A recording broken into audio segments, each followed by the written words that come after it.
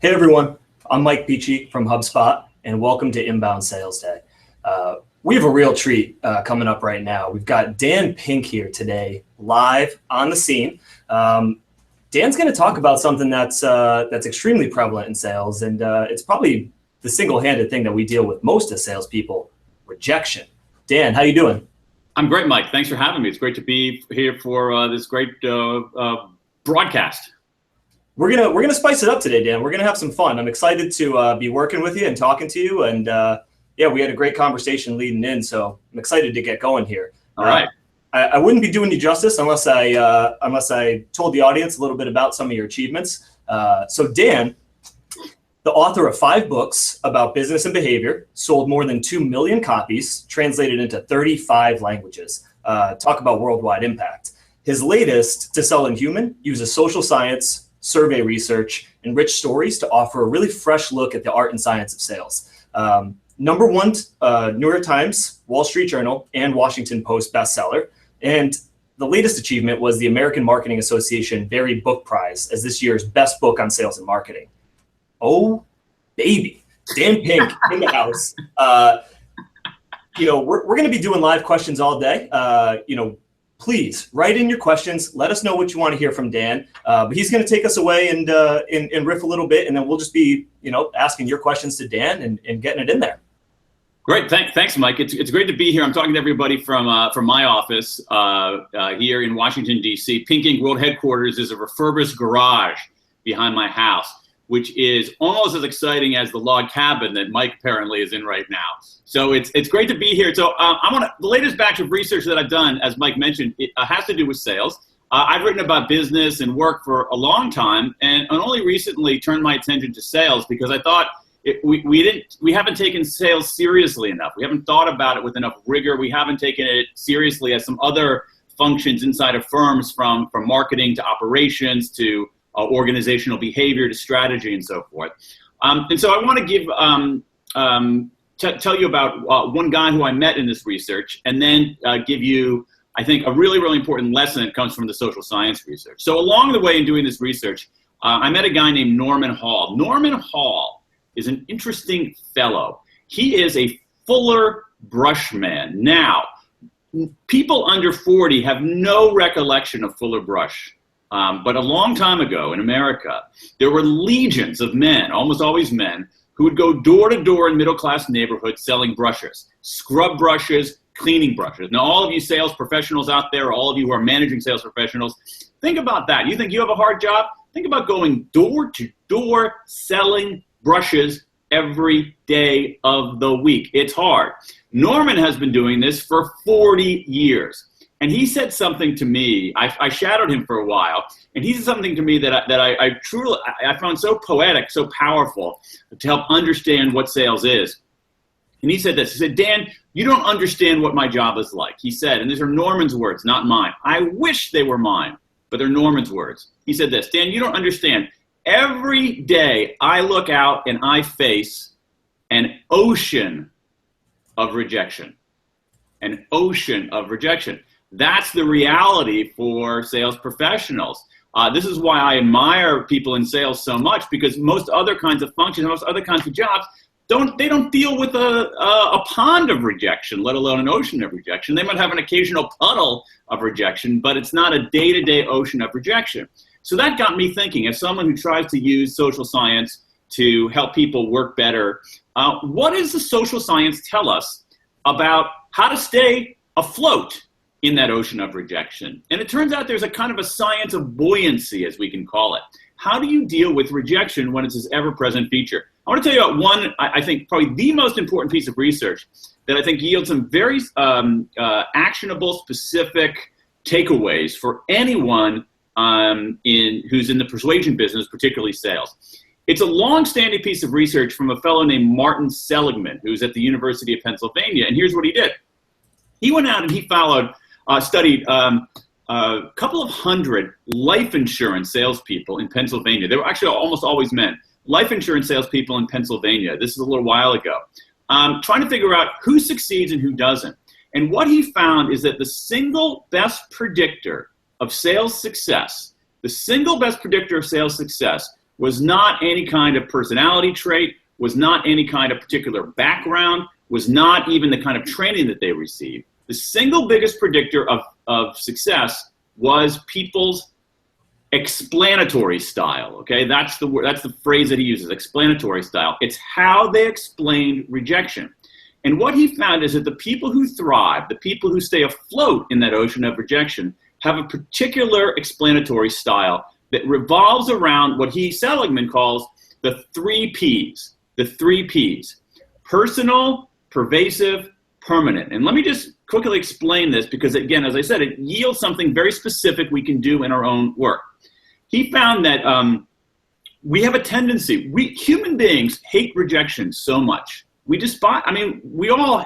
hate rejection. I've been writing for 20 years. I get all kinds of people criticizing what I have to say, writing 1-star reviews on Amazon. I'm used to it. I still freaking hate it. All right. I still really bugs me. All right. So how do you deal with this? Well, these are where the 3 Ps come in. Rejection feels so bad that we often turn it into a catastrophe. We say, oh, it's all my fault. It always happens, and it's going to ruin everything. And what Seligman says is that you can take these 3 Ps and rebut that kind of visceral response. So let's take personal. We have a tendency when we flub a call, or not even when we flub it, but when we get rejected, saying, oh, it's all my fault. I screwed up. And that's the personal. And so what he suggests is saying, well, is it all personal? Is it all personal? Many times people will reject your offering because they're not ready now, because their brother-in-law is in the business and they got to give him the action. It could be that that person isn't authorized to say yes to you. And so you want to always get better on your sales calls. You always want to get better in your persuasive efforts. But every rejection is not entirely your fault. All right, there are other kinds of reasons, and you have to figure out how much of this is personal. And in general, less of it is personal than we think, because we're at the center of our own universes, so we think everything's about us. But in fact, there are all kinds of other factors. That's the personal. Pervasive. All right, we tend to say this always happens. This always happens. All right, especially when we go maybe on 8 or 9 or 10 or 12, 11 calls in a row where you get rejected. And the truth is, it doesn't always happen. All right, and so what's important is to ask yourself, well, does it always happen? And you go back and you say, well, you know what about last month? Last month, I got this done. Last month, I got that done. 2 weeks ago, I got that done.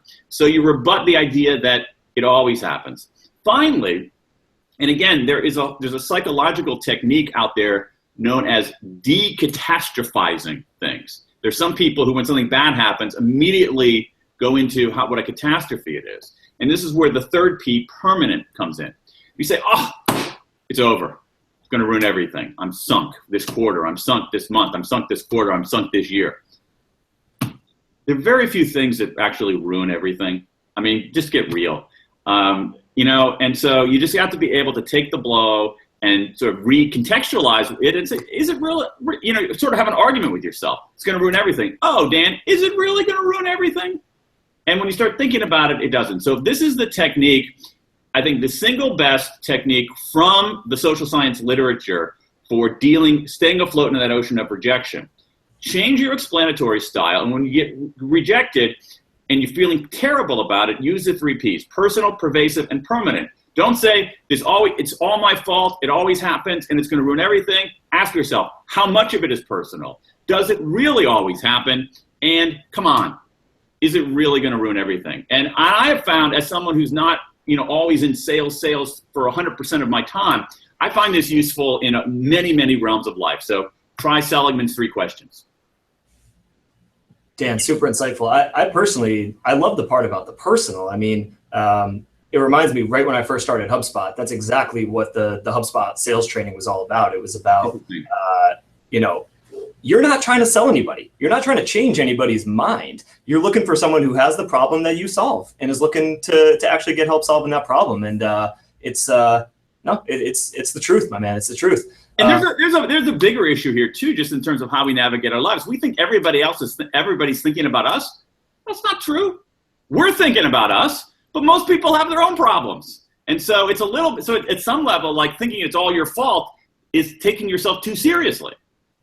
100%. Audience, please write in your questions. Let us know what you want to hear from Dan. Tweet at us at the hashtag Inbound Sales Day.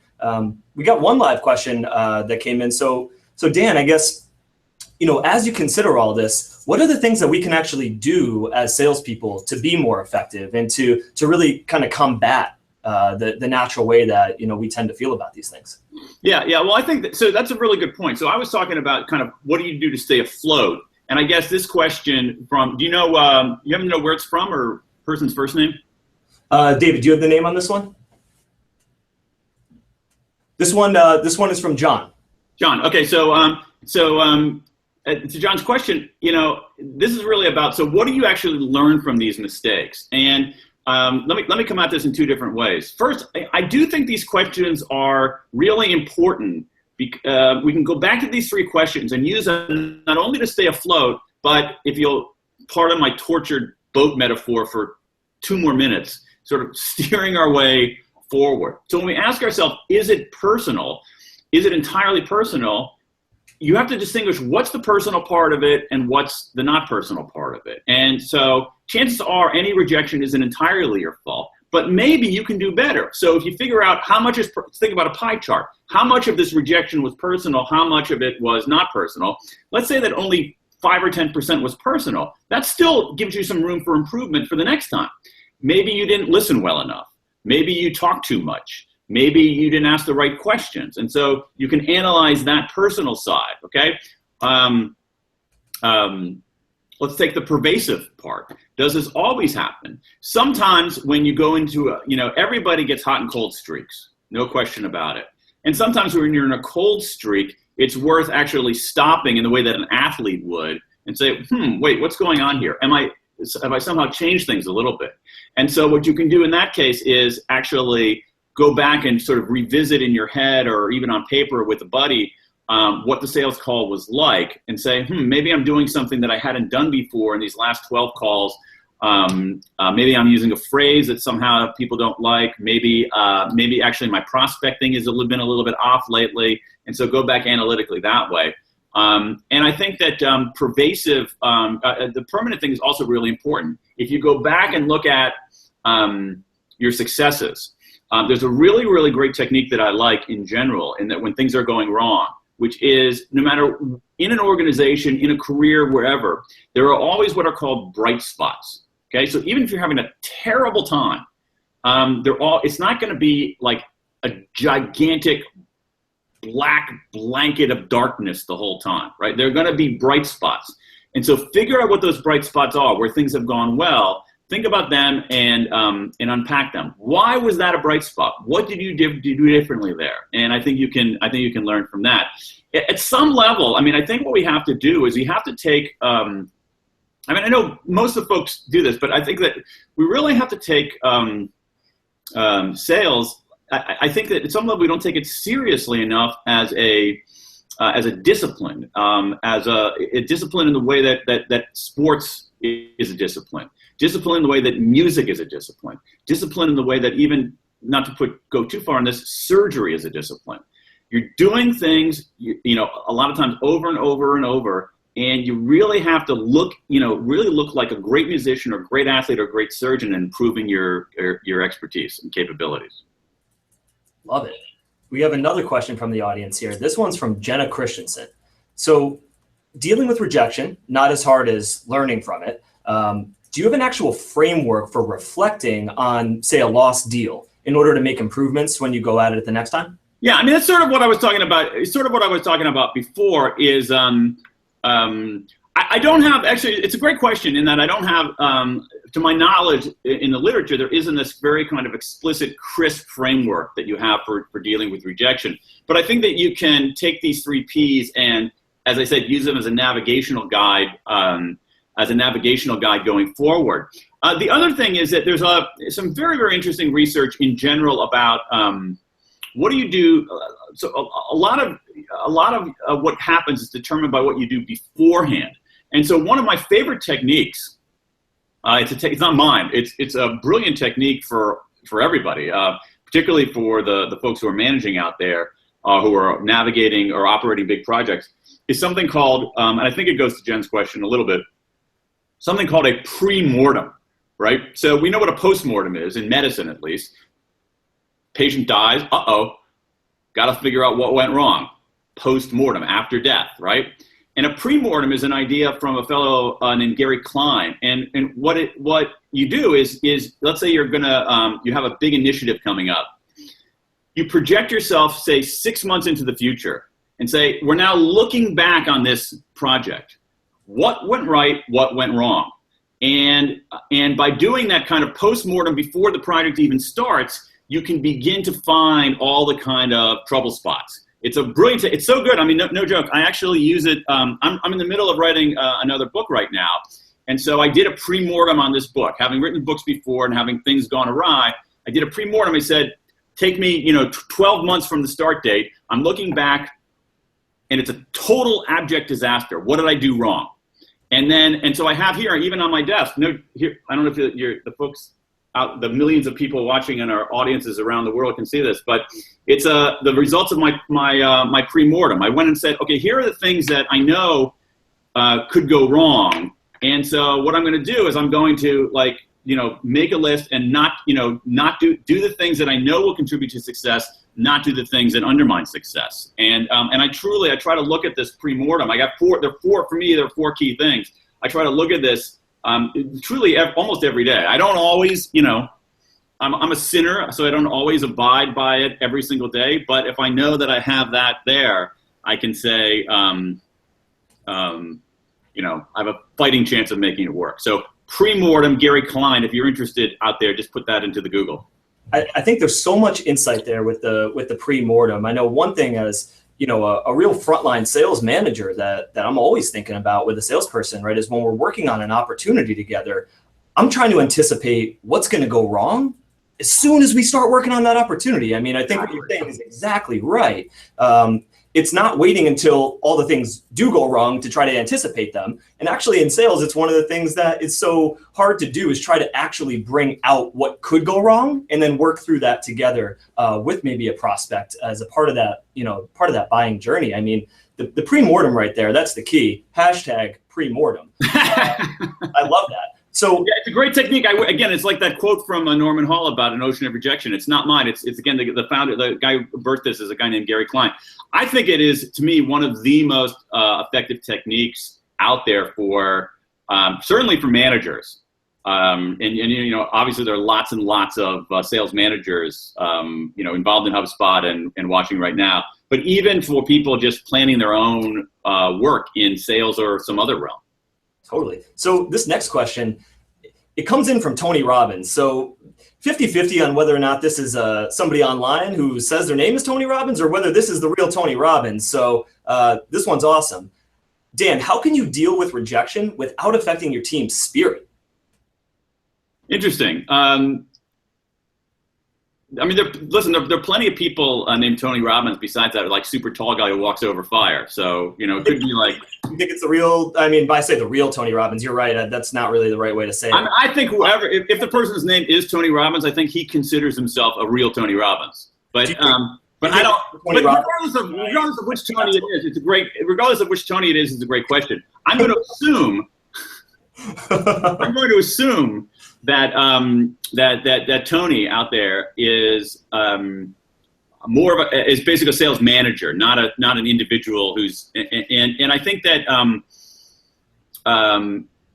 again, it's so interesting. These questions actually, to me at least, go to really like the core of some very important things about that science has taught us about performance and behavior in general, not only in sales, but very deeply rooted in terms of leadership. One of the most effective things that a sales leader can do is model the behavior that she wants. Okay, so if I say if I'm a sales leader and I say to everybody, you know what, I want everyone to use the 3 Ps. All right, I want everyone to be cooperative and not focus on your own accounts, but try to help everyone. People will say, basically listen to leaders in the same way, hear leaders in the same way that children in Charlie Brown cartoons hear adults. So it's like, wah, wah, wah, wah, wah. Anything that is kind of an edict, prescriptive, here's what you should do, is like wah, wah, wah, wah, wah. But everybody watches what the leader does.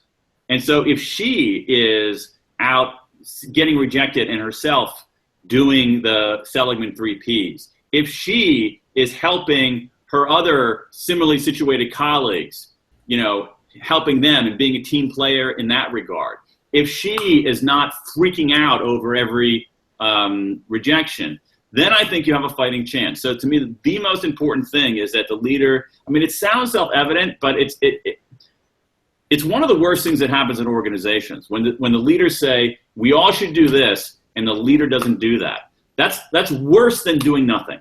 That's worse than saying nothing, because what it does is it makes people cynical. And cynicism is a very, very, inside of organizations, it's a very, very hard egg to unscramble. But if you tell people to do stuff and you do it yourself, you model that behavior, then I really think you have a fighting chance. I love it. So last question we have here, the audience wants to know about you, Dan. They want to know, when did you feel the most rejected at work, and how besides right now? This is from Josh. Besides right now, you feel rejected right now? No, I'm just kidding. When did I feel most rejected? Oh God. I get, it's an interesting question from Josh, and I appreciate the emotional intelligence here in the question.